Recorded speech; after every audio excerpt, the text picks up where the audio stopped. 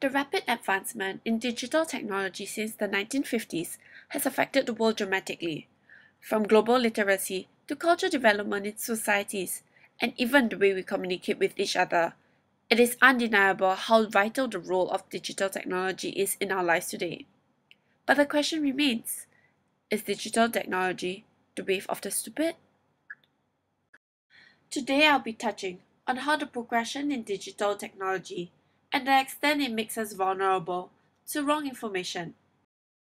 In this presentation, I'll be specifically dwelling into the topic of misinformation and disinformation. When people have to make decisions, they rely on information available to make the best choice, and the easiest and most efficient way to get the information is none other than from the internet. Sometimes the information may be inaccurate, but it does not stop them from spreading from one person to another. This unintentional spread of incorrect information is also known as misinformation. Throughout history, the existence of misinformation is regrettably common.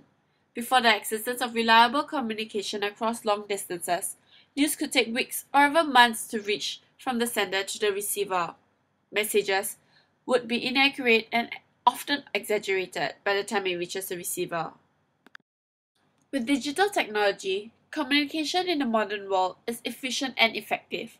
People could get accurate information within seconds straight from its sources itself. Furthermore, with the spread of technology and the internet, facts can be easily checked against each other, minimizing such misfortune, making it a thing of the past. Yet there is the other side of the story. With digital technology and social networking becoming increasingly popular, these sites are easy sites for misinformation, and we can blame it on our ignorance.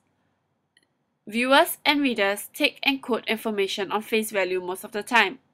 This is because of our heavy reliance on digital technology that has led us to assume that most of our sources on the internet is reliable.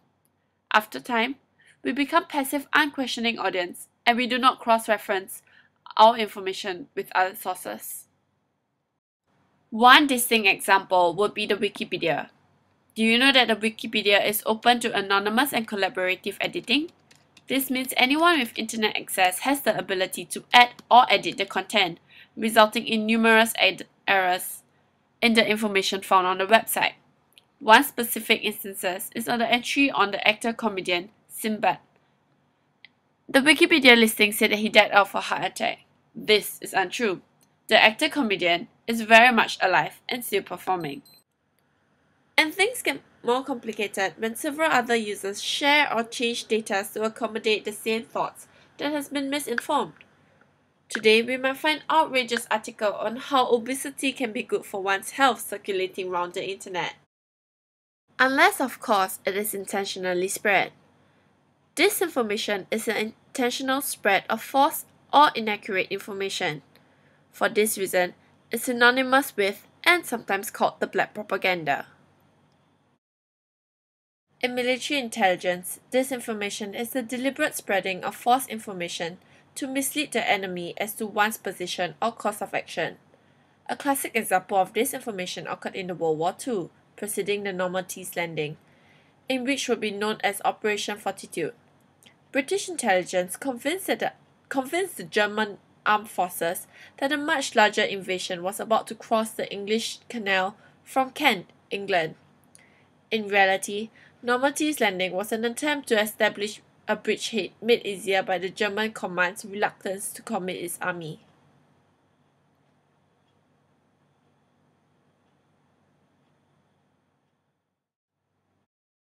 Even today, disinformation is continuously used, if anything, even more than before, thanks to the rapid increase in digital technology. With something as common as Photoshop, popular informative websites such as YouTube and Wikipedia, sources can now manipulate and alter their audience perception to what they want the audience to believe. Today, it's no longer just a warfare tactic.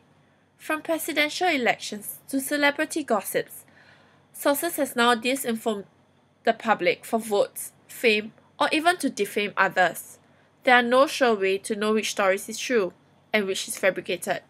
Anyone can be a source of disinformation.